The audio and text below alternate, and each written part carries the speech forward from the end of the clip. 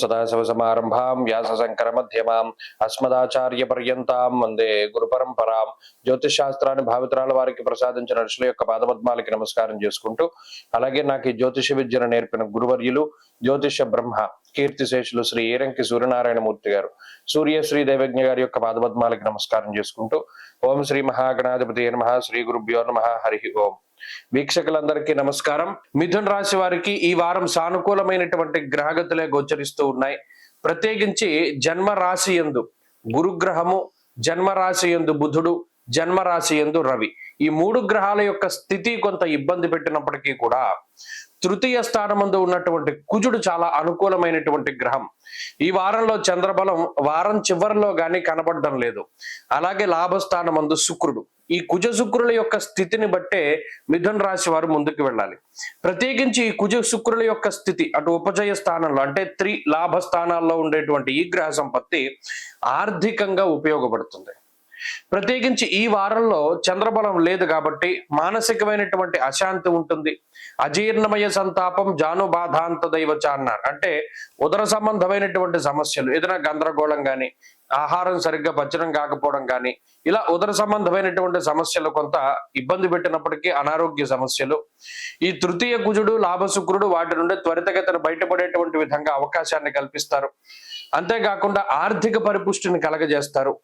ఏదైనా ఉద్యోగం మారుద్దాం, లేదా పలానా ఏదైనా కొత్తగా వ్యాపారం పెడదాం, లేదా ఉద్యోగంలో పలానా మార్పు చేర్పులు చేద్దాం అనేటువంటి పరిస్థితుల్లో వారు పూర్తి స్థాయిలో అనుకూలంగా ఉండి ఆదాయపరంగా కొంత అనుకూలమైనటువంటి ఫలితాలను ఇస్తారు. అంటే వచ్చేటువంటి ఆదాయం కన్నా మరింత ఆదాయం వచ్చేటువంటి విధంగా ఆదాయ వనరులు పెరగడంలో కూడా సహాయపడుతూ ఉంటారు.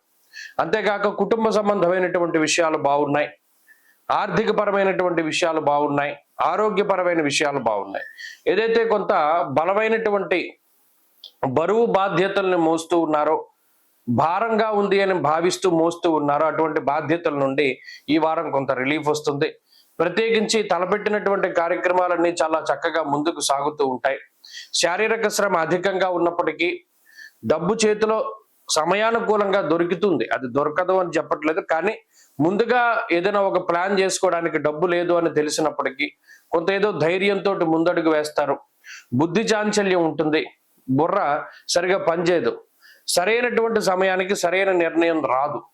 ఇటువంటి వాటితోటి ఈ జన్మస్థానంలో ఉండేటువంటి బుధుడు, రవి, గురుడు ఇబ్బంది పెట్టినప్పటికీ దేహార్తిచ్యత్త సంతాపహ అన్నారు.